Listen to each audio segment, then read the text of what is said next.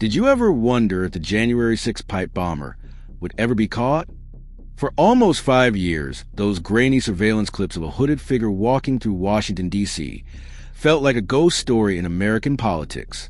The FBI released images, raised the reward, begged the public for tips, and still no arrest. Conspiracy theories exploded online. Some people even claimed the government knew who did it and was hiding the truth. Today, that story has changed.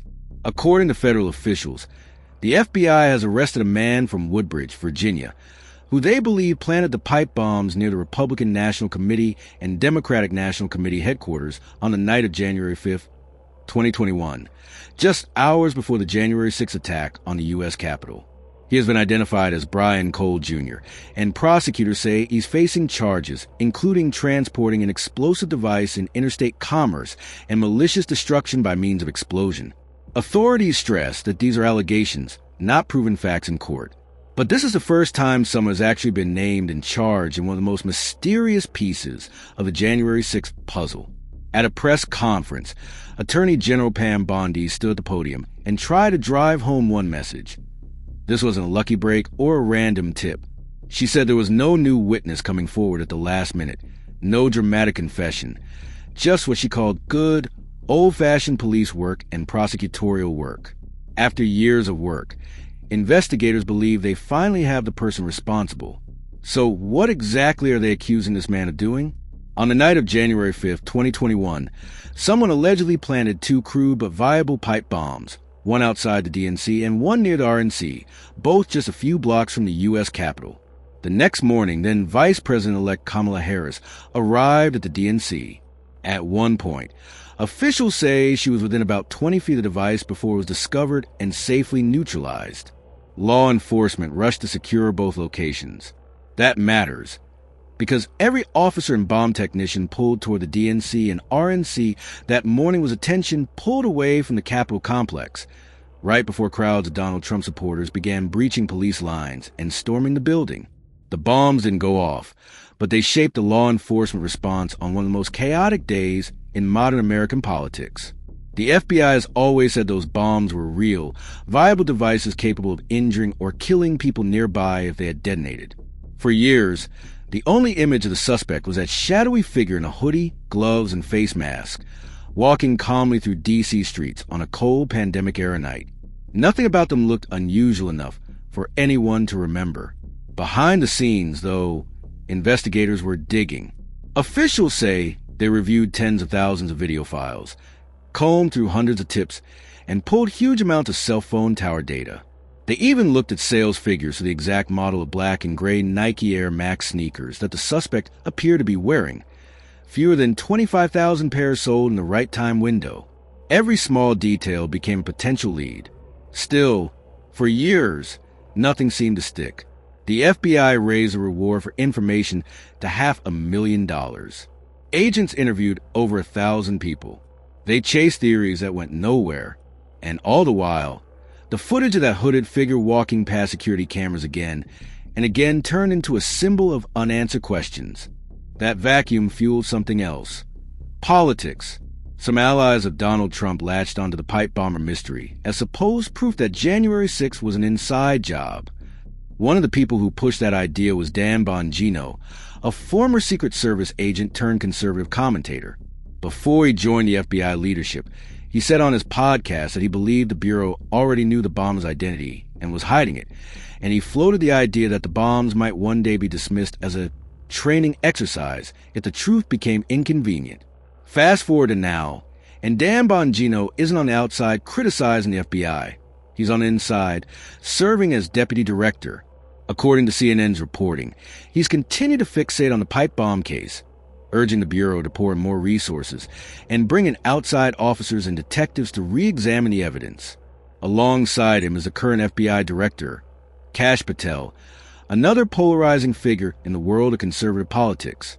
At the press conference announcing the arrest, Patel said that under his leadership, the FBI brought in a new team of investigators and experts, reviewed the case from the ground up, and generated fresh leads that ultimately led them to the man they believe is the bomber. He described the arrest as a result of numerous investigative leads that finally converged.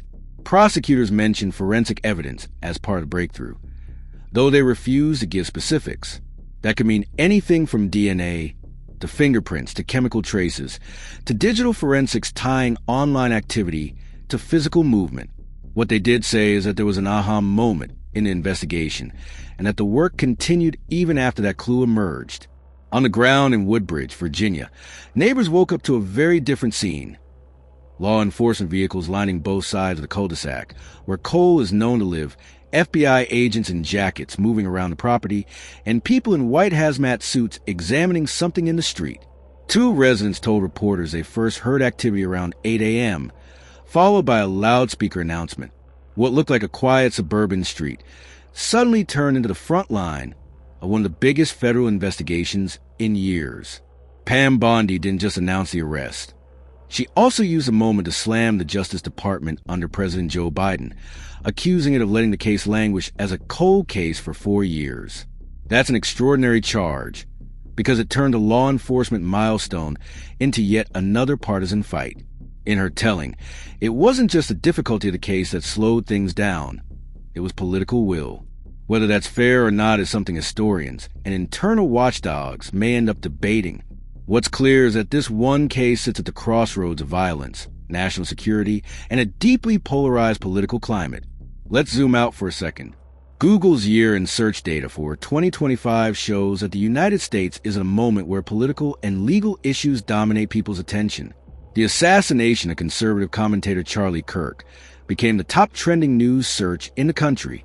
The government shutdown, the massive One Big Beautiful Bill Act, new tariffs, and high-stakes elections all pulled millions of people into news and politics.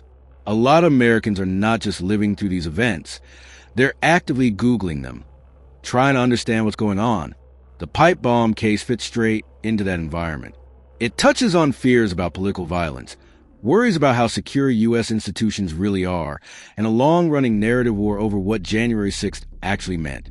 So what does this arrest actually change? First, it gives investigators a human being to focus on, not just a blurred silhouette.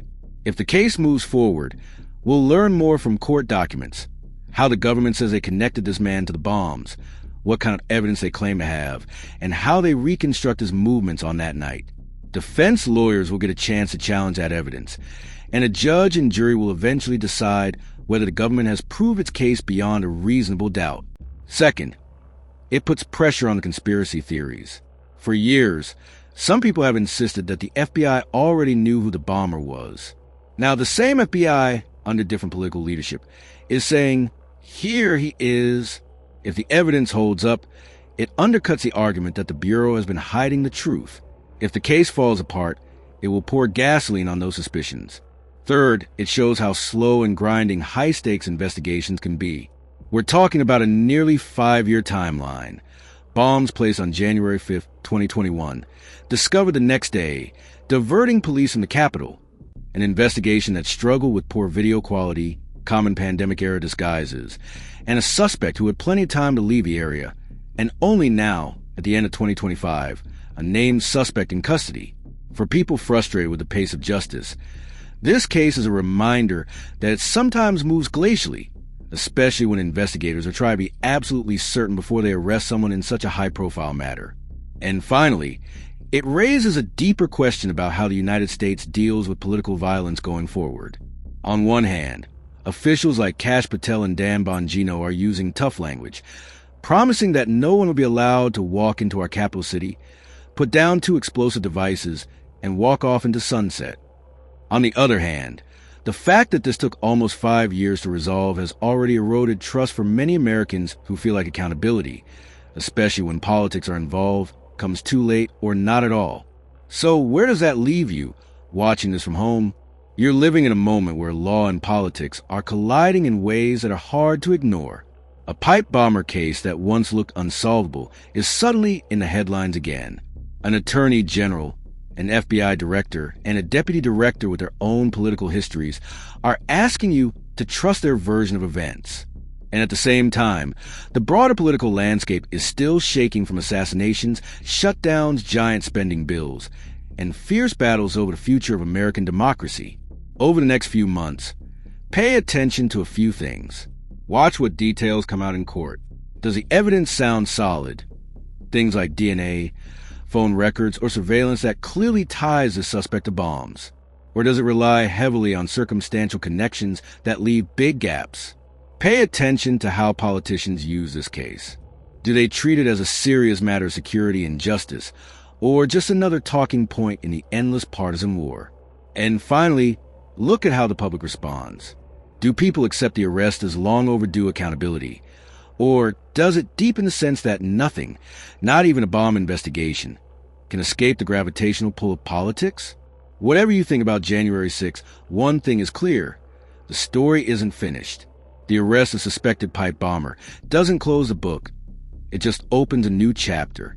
If you want more breakdowns like this on big cases, major bills, and the legal decisions shaping American life, stick around.